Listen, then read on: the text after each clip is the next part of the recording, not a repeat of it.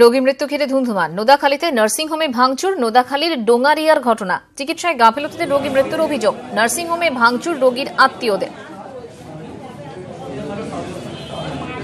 ফুল ট্রিটমেন্টে মারা গেছে, ফুল treatment, without treatment, কোনো ট্রিটমেন্টই হয়নি। রোগীর আইসিইউতে ভর্তি করে রেখে দিয়ে গাদা গাদা টাকা নিয়ে গেছে। কবে ভর্তি করেছে? ভর্তি আজকে ভোরবেলা। আর পেশেন্ট হেঁটে হেঁটে ঢুকেছে, পেশেন্ট বাইকে করে এসে হসপিটালে ঢুকেছে।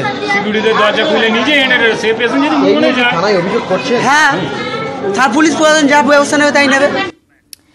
ফলতার রামনগরে পরিত্যক্ত জাহাজে আগুন। 2 বছর ধরে জাহাজটি দাঁড়িয়েছিল। হঠাৎই জাহাজে আগুন লেগে যায়। ঘটনাস্থলে যায় দমকলের 3টি ইঞ্জিন।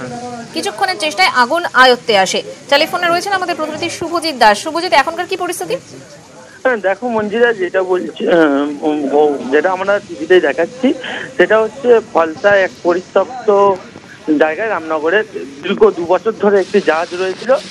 সেই জাহাজে হঠাৎ করে কালকের ভোর রাতে আগুন দেখতে পায় ওই কোম্পানির নিরাপত্তা রক্ষীরা। তারা প্রথমে ফলতা দমকলে খবর দেওয়া হয়, তারপরে ডায়মন্ড হারবার দমকল কেন্দ্রে খবর দেওয়া হয়। ঘটনাস্থলে 3টি দমকল গিয়ে 3 ঘন্টার প্রচেষ্টায় আগুন নিয়ন্ত্রণে আনার চেষ্টা করেছে। এছাড়া কি কারণে আগুন লেগেছে তা খতিয়ে দেখছে দমকল কর্মীরা। ধন্যবাদ মঞ্জিরা।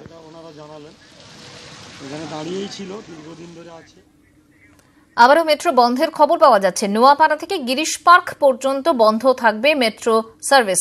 আরও একবার আপনাদের জানিয়ে রাখি, নোয়াপাড়া থেকে গিরিশ পার্ক পর্যন্ত বন্ধ থাকবে মেট্রো, এমনটাই জানা যাচ্ছে। টেলিফোনে রয়েছেন আমাদের প্রতিনিধি আবির ঘোষাল। আবির, কি কারণে বন্ধ থাকবে মেট্রো? দমদম ওয়াইফাইডিং এর যে সমস্যা চলছিল, সেই জায়গাতে আরো একবার রেলের তরফ থেকে পরীক্ষা করতে হবে বলে জানিয়েছে মেট্রো রেলের ইঞ্জিনিয়াররা, এবং তার জন্য একটা পাওয়ার ব্লক নেওয়া হচ্ছে। এবং পাওয়ার ব্লক নেওয়ার কারণেই দমদম থেকে গিরিশ পার্ক মধ্যে যে মেট্রো পরিষেবা, সেটাকে বন্ধ করা হচ্ছে 8 ঘন্টার জন্য। দুপুরবেলা 1:30টার সময় এটি শুরু হবে, 2টো পর্যন্ত বন্ধ থাকবে।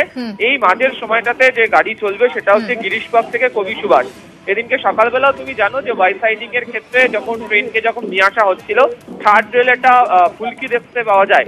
এবং গত 1 মাসের মধ্যে এই ওয়াইফাইডিং এ একাধিক এই ধরনের সমস্যা লক্ষ্য করতে পারা যাচ্ছিল। তা নিয়ে যেটা জানা যাচ্ছে যে মনে করছেন যে পরীক্ষা করে দেখা উচিত যে থার্ড রেলের মধ্যে কোনো ত্রুটি হয়েছে না বাইরে থেকে কেউ কোনো জিনিস ফেলছে, যার জেরে এই সমস্যাটা তৈরি হচ্ছে। সেই কারণেই আজকে এই পরীক্ষাটি চালানো হবে। যদি মনে করা হয়। আপাতত তোমাকে ধন্যবাদ আবির।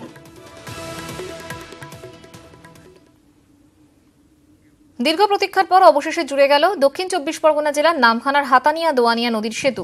আজই খুলে যাচ্ছে সেতু। 2014 সালের ফেব্রুয়ারি মাসে শুরু হয়েছিল সেতুর কাজ। প্রায় 3.5 কিলোমিটার দৈর্ঘ্যের এই সেতু তৈরিতে খরচ হয়েছে 228 কোটি টাকা। 18 ফুট চওড়া সেতু, দুপাশে 4 ফুটের ফুটব্রিজও তৈরি করা হয়েছে।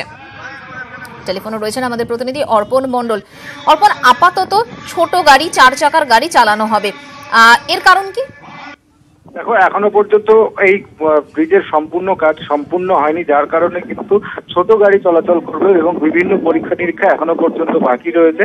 এবং দীর্ঘদিন ধরে এই সেতু শুরু হওয়ার কথা থাকলেও কিন্তু 2 থেকে 3 বার এই সেতুর কাজ বন্ধ হয়ে যায়, যার জন্য কিন্তু কিছুটা হলেও কাজের দেরি হয়েছে। এবং যত শীঘ্রই পারে রাজ্য সরকার চাইছেন এই সেতুর উদ্বোধন করতে, এবং যে বকখালি যে পর্যটন যে শিল্প রয়েছে সেটাও কিন্তু এই সেতুর ফলে কিন্তু উচ্ছ্বাসিত হবে। এবং যারা কলকাতা থেকে এই বকখালিতে আসবে বা এইখানকার যা শাকসবজি তৈরি, এখানে ফসল ফলান, সেগুলোও কিন্তু অতি সহজে কলকাতায় যেতে পারবে। যে কারণে অতি শীঘ্রই কিন্তু এই ব্রিজের উদ্বোধন হচ্ছে আজ আনুষ্ঠানিকভাবে, এবং আর কিছুক্ষণের মধ্যেই এই ব্রিজের উদ্বোধন হয়ে যাবে এবং এরপরেই ছোট গাড়ি চলাচল করতে সুবিধা হবে। ধন্যবাদ।